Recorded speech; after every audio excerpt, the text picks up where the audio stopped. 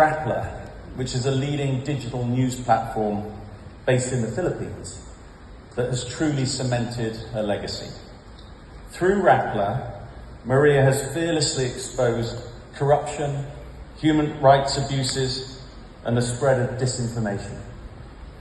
Her work in unveiling the dirty administration's brutal war on drugs and its impact on the people of the Philippines has earned her worldwide recognition and many accolades, including the Nobel Peace Prize in 2021.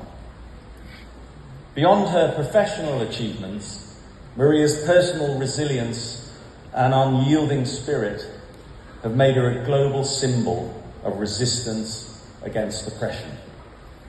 Her courage, tenacity, and resilience have been inspiring. Despite numerous legal battles, cyber attacks, and even death threats, Maria remains a beacon of hope, championing the crucial role of a free press in upholding democracy. Today, our industry, gathered here in Cannes, humbly paid tribute to an exceptional individual who embodies the very essence of journalistic integrity and determination. Let's see the film. Please welcome Maria Ressa. You spent years reporting on Duterte's dictatorship in the Philippines. Between democracy and authoritarianism, Maria Ressa is holding the line. Maria Ressa, a prominent critic of Philippine President Rodrigo Duterte, has been arrested. Maria Ressa has been arrested. She stands accused of cyber libel. A prominent Philippines journalist, Maria Ressa, has been arrested on fraud charges. In 14 months, my government, the Philippine government, has filed 11 cases. I posted bail 8 times. I've been arrested twice in 5 weeks, detained once. And the only thing I've done, my only crime, is to be a journalist. A court in the Philippines has found journalist Maria Ressa guilty of cyber libel.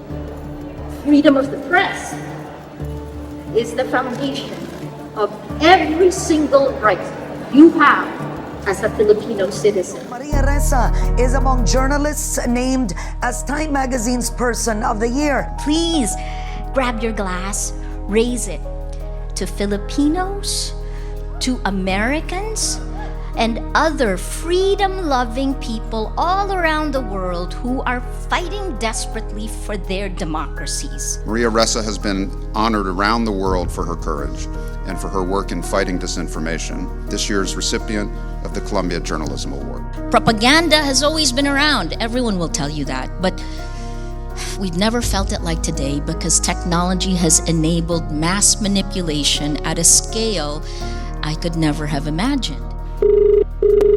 Hello? Am I talking to Maria Ressa? You are, yes. Yes, I'm Olav Njølstad calling from the Norwegian Nobel Institute in Oslo. And it's a great pleasure for me, Maria, to inform you that you are awarded the Nobel Peace Prize for 2021. Our greatest need today is to transform that hate and violence, the toxic sludge that's coursing through our information ecosystem. What are you willing to sacrifice for the truth? We're standing on the rubble of the world that was.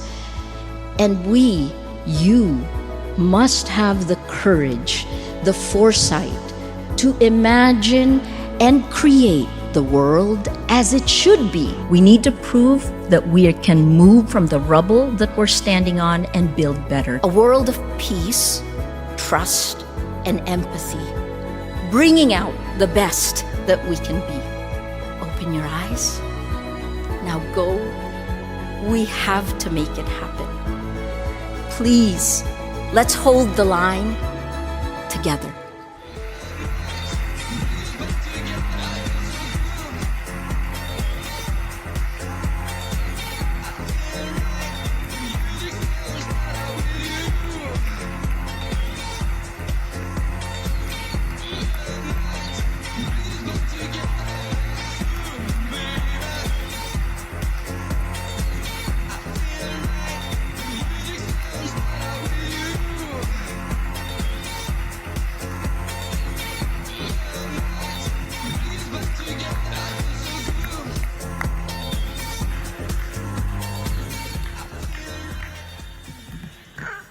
Wow, you guys are daunting. Thank you so much for, oh my God, tough journalist. Thank you for recognizing our work at Rappler in the Philippines.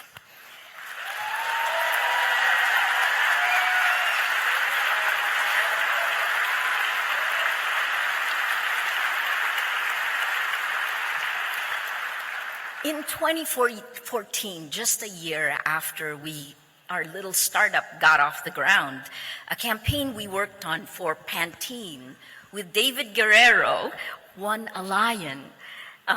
It was the first time I personally felt the power of your industry for good. It broke stereotypes for women around the world. Over the years, this is my 38th year as a journalist. I'm really old. Younger than Jacques, though. I thank you. We have worked with so many brands and done so many campaigns, and I truly thank you for standing by us at the worst of times.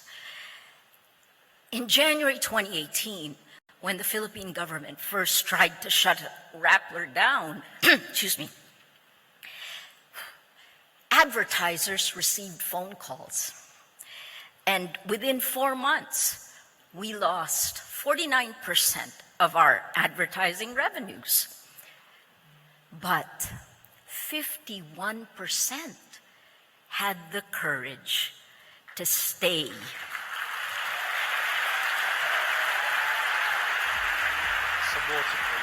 Thank you, thank you. Got it. All right, I'm gonna keep going now. Sorry about that. You make me emotional.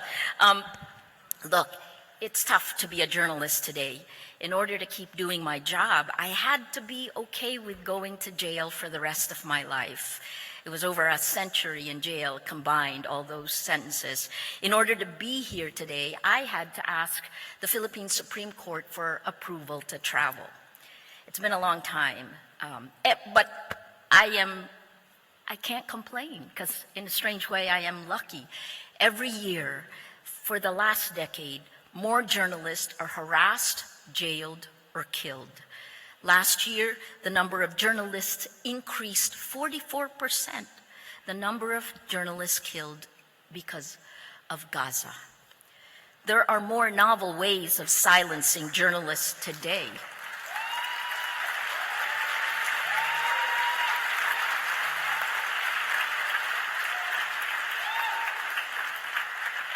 You know that there are more novel ways of silencing journalists today, from the death of our business model, which you can help control, to a time when free speech is used to pound free speech to silence, right? So if you've been the target of attacks, you know what can happen.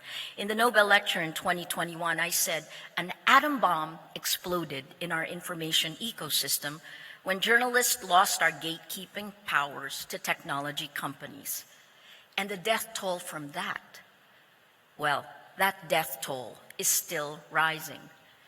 In humanity's first contact with AI, social media turned our world upside down by rewarding lies, amplifying fear, fueling hatred. Imagine lies spreading 6 times faster in 2018. That created a distribution system that is dangerous to journalists, that doesn't give journalism a chance, that is dangerous to brands. This outrage economy built on our data, micro-targeting us, has transformed our world.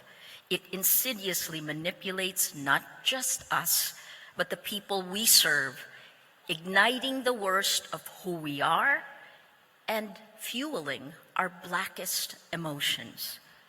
These next 3 sentences I keep saying over and over, I feel like Sisyphus and Cassandra combined. Ever since 2016, when I was getting an average of 90 hate messages per hour on social media. Without facts, you can't have truth. Without truth, you can't have trust. Without these three, we have no shared reality, no rule of law, no democracy. We can't solve existential problems like, oh yeah, climate change. So this is it, right? This is our world today. Now you add generative AI, launched November 2022, that triggered another arms race, and the failure of democratic governments to hold tech companies in check. That is the least regulated industry globally today. The failure to put laws in place to protect the public, each day of impunity means these governments lose more power. It is a tech coup in plain sight, and like social media, LLMs, or large language models, they're not anchored in facts. They spew lies, except this time they use a chatbot, and it's called hallucinations. They sound like facts, but they're not. And it is about to get worse. You've heard the phrase, and shitification of the internet? With deep fakes, you won't be able to tell what's real and what's not. It's not a coincidence that 71% of the world today lives under autocratic rule. Globally, we are electing illiberal leaders democratically.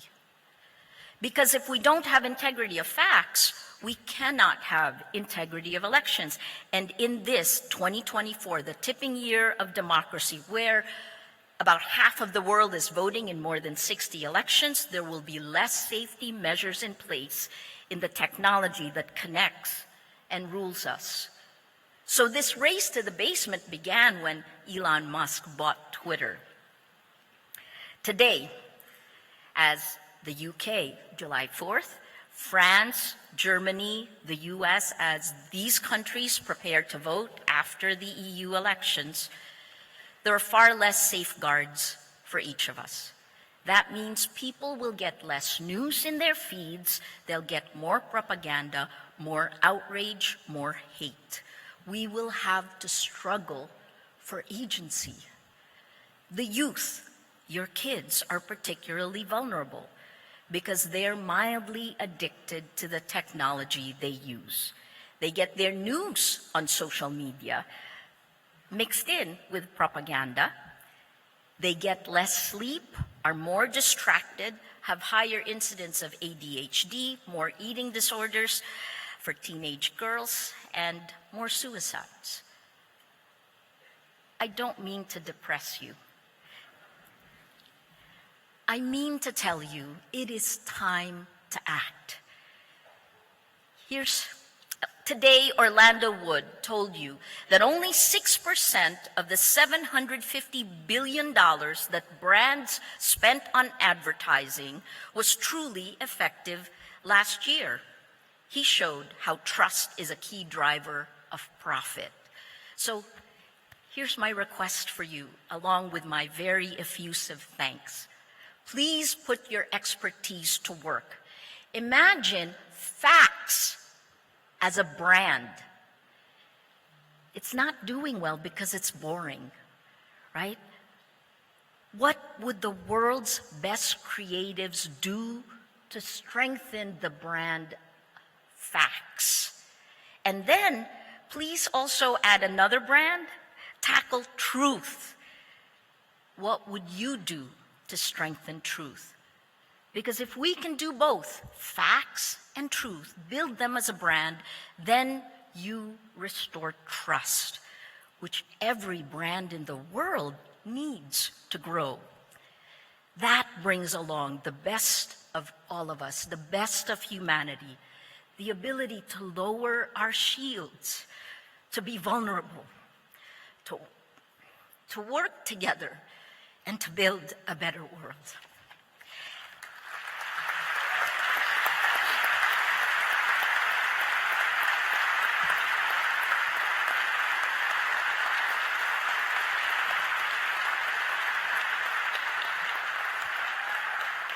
We need you.